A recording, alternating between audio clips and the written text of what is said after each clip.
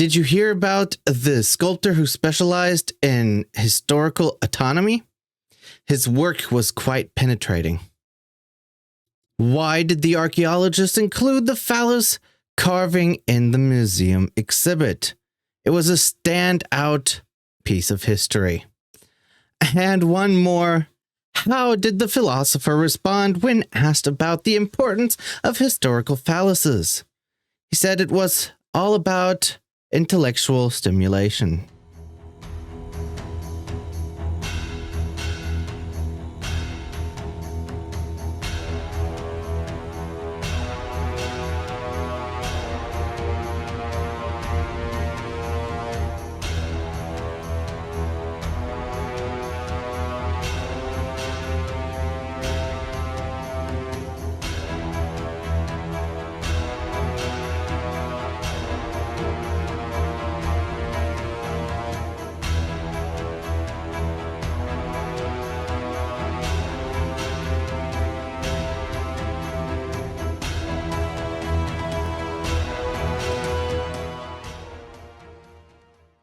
Hi, and welcome back to Enigmatic Universe. I'm Clifton3D, and yes, I've had enough of these jokes. However, we do have to, talk about some of these topics. Sometimes it comes up from time to time.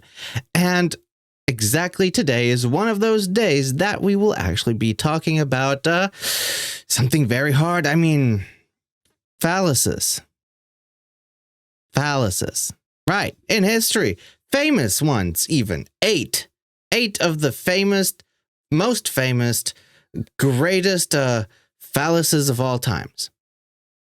So let's go ahead and get into this article before I continue. Right, so here is the article, 8 famous phalluses from history and what they represent. I think we all know what they represent, but here, take a look. Isn't that a great picture? From history. All right, so when it comes to phalluses, a lot of people think it's the size that matters. Others think it's how the phallus is used. But any archaeologist and historian worth their salt knows the truth. It's the historical context behind the phallus that is most important. It might seem like a crude topic, but the fact is history is full of dicks. From ritual artifacts and fertility symbols to profane graffiti and sex toys, our ancient ancestors were just as obsessed with the male autonomy as people are today. Here we have a rundown of 8 interesting phalluses from throughout human history and what they represent, and no, it wasn't all about sex. I guess it's not. All right, so if you want to check out this video, do that on your own time. I've looked at it. It goes 4 minutes long. It's kind of, if you had one of those history teachers that is always talking monotone like this, and everything he says is in this sort of tone, then you know that, that I can't put up with it. No. Anyway, number 1, the Hohlfels phallus, an old German penis. I'm not old. Well, I'm not talking about me, obviously. We start our list with one of the earliest representations of male sexuality ever discovered. The Hohlfels phallus is a 28 centimeter, 11 inches penis-shaped object believed to be around 28,000 years old. It was found buried in Germany's famous Hohlfels cave near Ulm. What it was used for is a matter of some debate.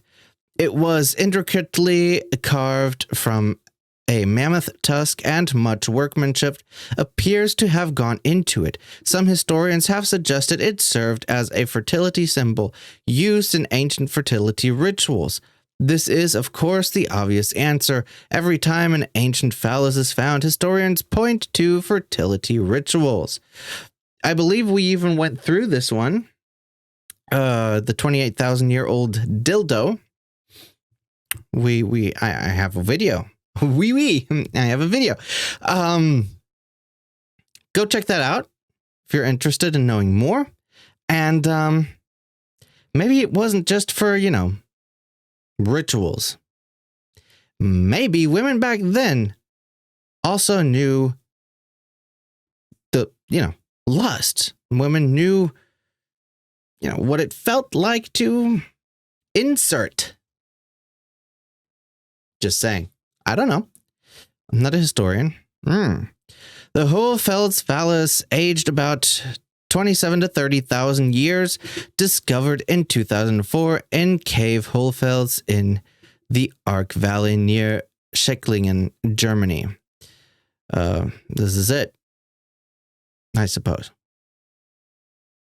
Other researchers believe it had more practical uses. The Hohlfeld's phallus may have actually been an early kind of multi-tool. Besides its use as a fertility symbol, the fact it's life-sized, if you were born particularly lucky, has led experts to believe this particular phallus was used as a sex aid, making it one of the oldest ever discovered sex toys. See? Yet, that's not all. The Hohlfeld's phallus may have had a third, even more practical use, napping flints. Okay. This is a process of snapping and shaping flint so that it can be made into tools. The Hohlfeld's phallus shows the typical scars of being used for this. Well, I don't think you would use your toy to make tools, but hey, whatever. Shiva Lingam. Lord Shiva's energy. The Shiva Lingam is deeply connected to Hindu mythology and is an iconic depiction of Lord Shiva, one of the main deities of the Hindu religion. It's a phallus-shaped stone pillar that symbolizes his divine creative energy and the cosmic male principle, Shiva. Maybe we'll get into it, but I believe a lot of beliefs, religions, believe that creation came from a god, or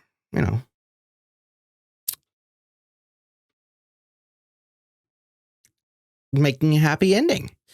A lingam translate as mark or sign, and it represents the power of creation. Lingams usual consist of an elongated oval shape with a rounded top, forming a phallus alongside representing creation.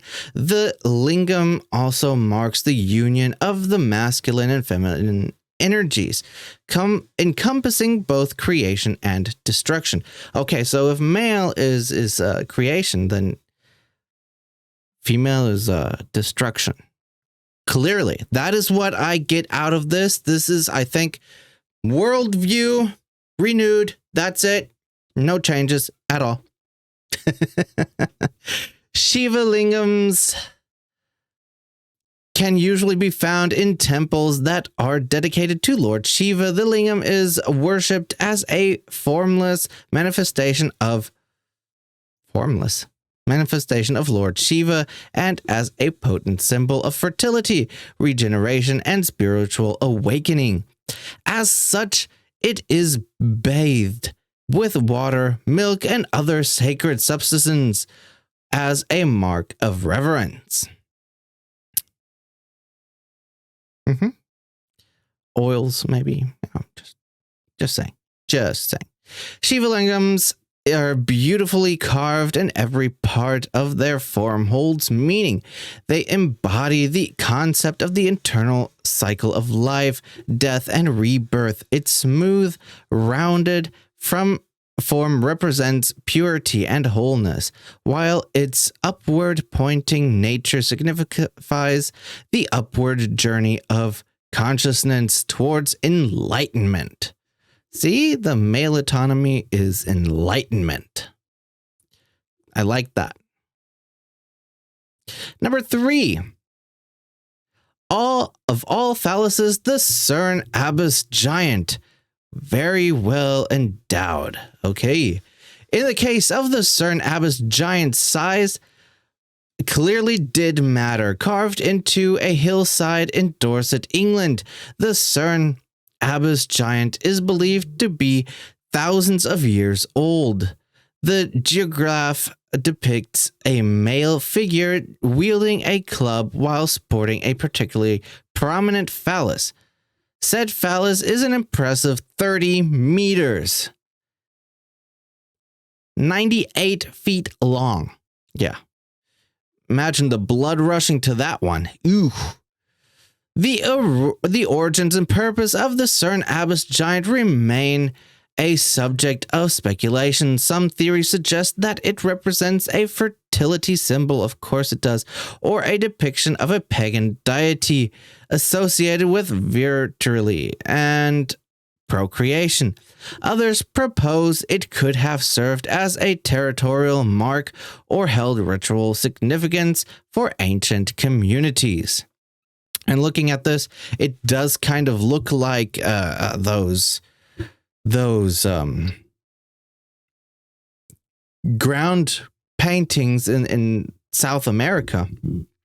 When you can only see it from the sky and stuff. Maybe, I don't know. This is definitely an aerial shot. I hope YouTube doesn't take this video down.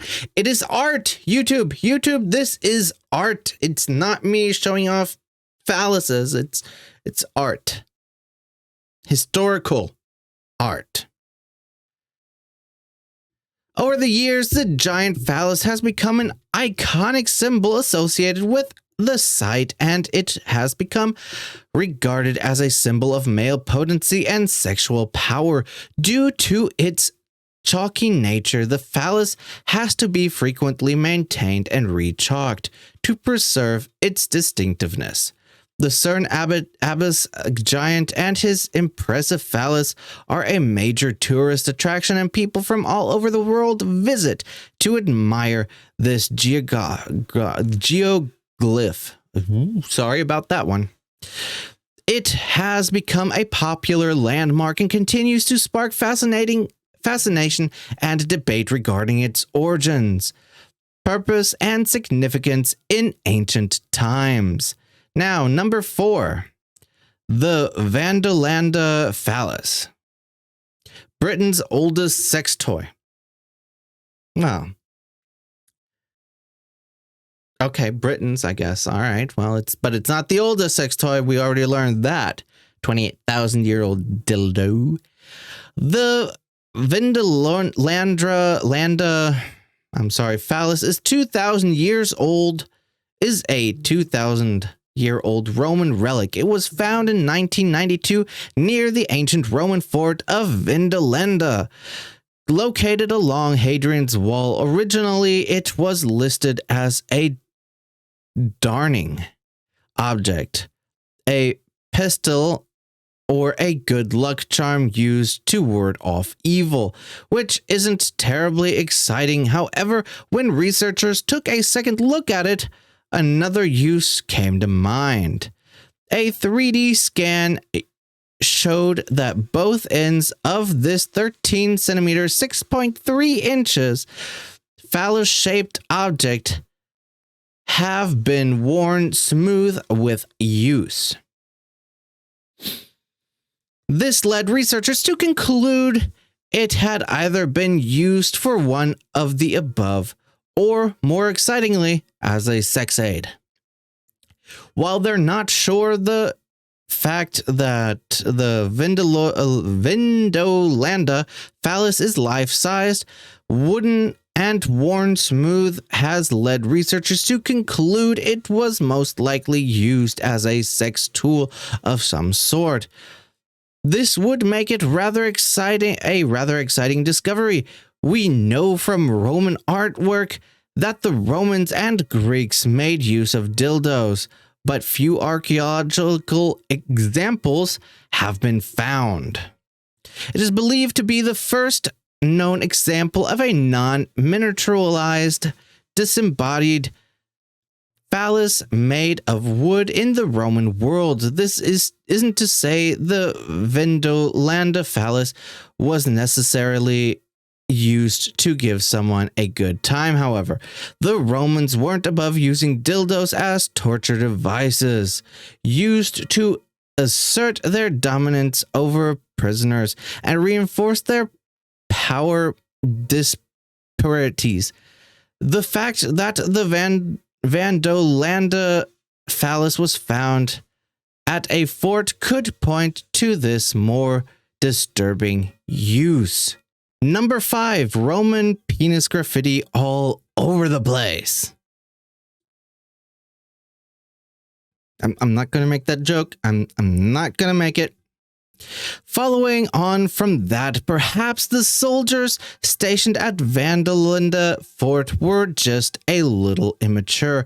It's doubtful there's a single classroom of men's bathroom on the planet that doesn't have a penis etched somewhere in it. The Romans were no different. A large engraved penis drawing was found at Vindolanda Fort with the insult, "You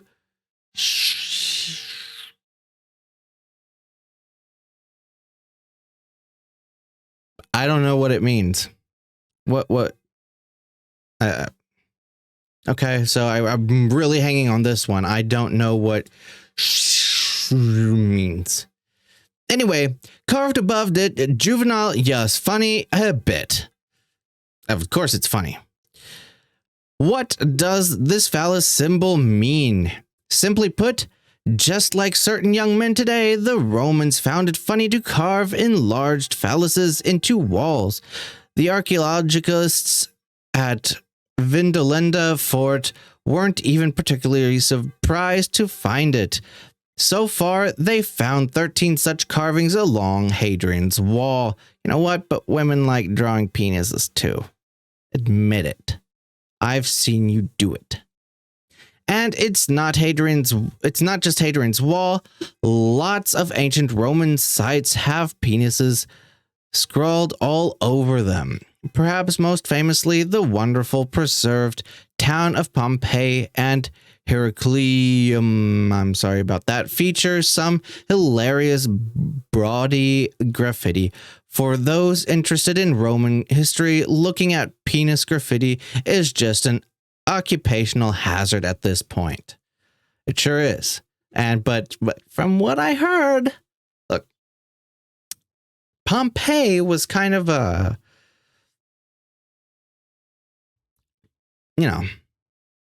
Sodom and Gomorrah type of story.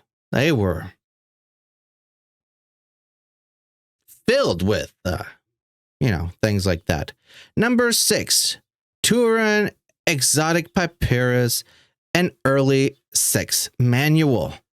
Not all ancient phallic drawings are the work of bored young men with overactive imaginations, though some phallic drawings were designed to be educational, as in the case of the Turin Exotic Papyrus. This is an ancient Egyptian document believed to date back to Ramesside period of Egypt. Around the 13th century BC, the papyrus contains a collection of explicit illustrations depicting various sexual acts, including depictions of phalluses, making it a fascinating glimpse into the sexual practices and attitudes of the time. Can we see this one bigger? Nope. We cannot see it bigger. I would like to.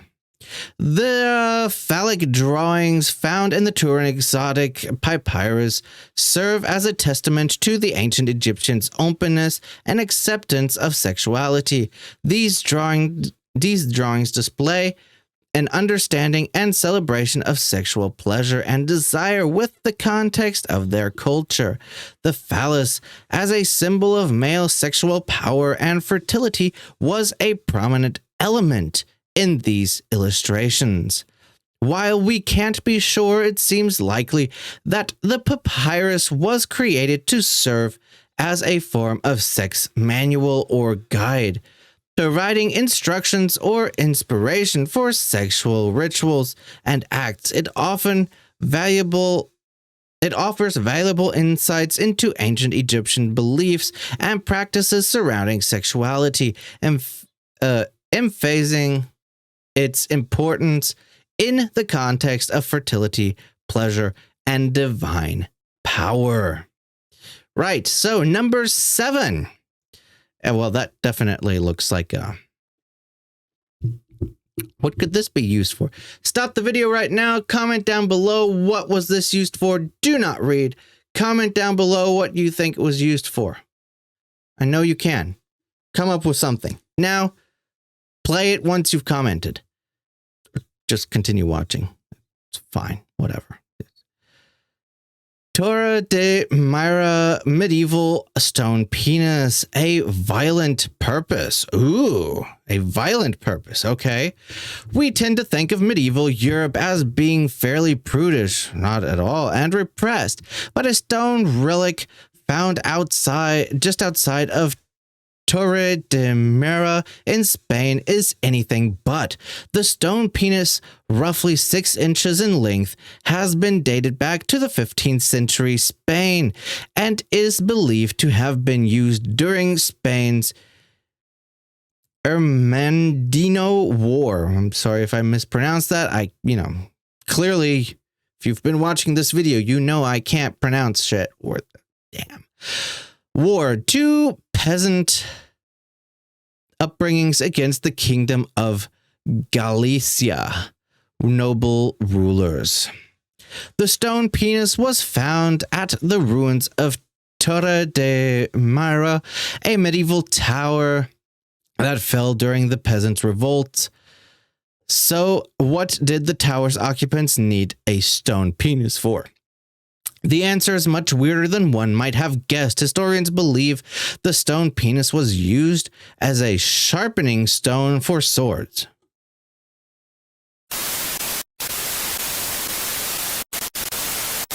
Ooh, the pain. Ooh. A few moments later. All right, so I'm back. I'm okay. Pain subsided. Don't use it for that. Please don't. Anyway, where was I? This was deduced by observing the distinct patterns of wear on one side of the phallic stone's surface. But why the phallic shape? Historians aren't sure why the soldiers chose to use a whetstone carved into a phallic shape, but there are 2 options. It might be that the shape was associated with good luck, power, or virility, which is what historians tend to associate phallic symbols with. However, the more interesting idea is that the phallic symbol was used as an insult or an act of disrespect. The war was practically heated, class-based affair with little love lost on either side. It could be that the sword sharpener was mocking his enemy by sharpening his sword on a phallic symbol. Either way, no, don't like it. But the pain is gone. The pain is gone. Number 8, ancient Egyptian amulets of the god Min, phallic fertility fashion. It's unmistakable what that is. Not all phallic symbols and artifacts are large. However, throughout history, it was common for people to wear amulets and other jewelry in the shape of a phallus. A classic example is the ancient Egyptian amulets depicting the god Min, which held a significant place in the religious and cultural practices of ancient Egypt.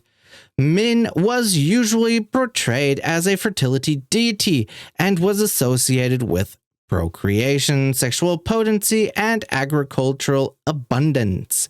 The amulets representing Min typically depict him with an erect phallus, emphasizing his role as a symbol of virility.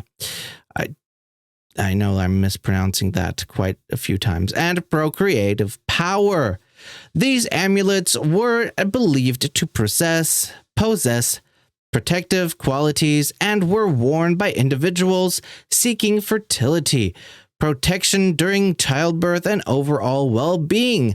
The image of Min's erect phallus on these amulets were thought to ward off evil forces, ensuring a successful reproduction and promote the growth and abundance of crops. But these amulets aren't unique to Egyptian culture. Other ancient civilizations like the Greeks and Romans also made use of phallic jewelry that served the similar purpose. There was a lot of excitement when in 2020 a silver Roman penis pendant dating back to between 43 and 410 AD was found in England and declared a national treasure. Look, YouTube, this is art, it's a pendant, it's historic. Don't flag me for it. But a national treasure, While it might seem strange today, many cultures made use of the phallic jewelry as both good luck charms and as a way to fend off evil spirits.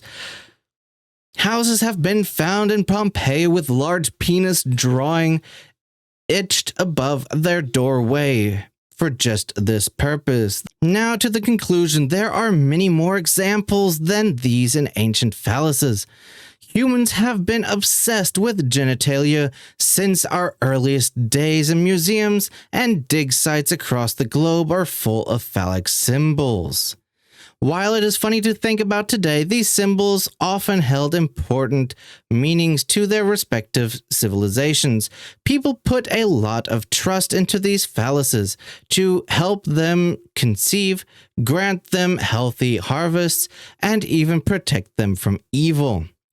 The human form was something beautiful and divine, not something to be shied away from or be ashamed of. These relics serve as an important reminder that in many ways, our ancient ancestors were in some ways, but not all, more open-minded and less prudish than we are today. Or in the case of Roman graffiti, a reminder that some comedy is timeless. Right, so this article was written by this man right here. Let's go ahead. Robbie Mitchell. So thank you, Robbie Mitchell, for making this post. Very interesting indeed. All right, I hope you enjoyed this article. It was definitely fun to read. It was hard to get through. I mean, joking. It was fun, that's for sure. So thank you for stopping by. I hope you liked this video. Comment down below what you think. Are there any more that famous phalluses in history that you know about that you would like to have someone cover up? I mean, display. I'm just joking. Anyway, I hope you liked this video. If you did, smash that like button, consider subscribing and hitting the bell for notifications. All right, until next time, take care, travelers.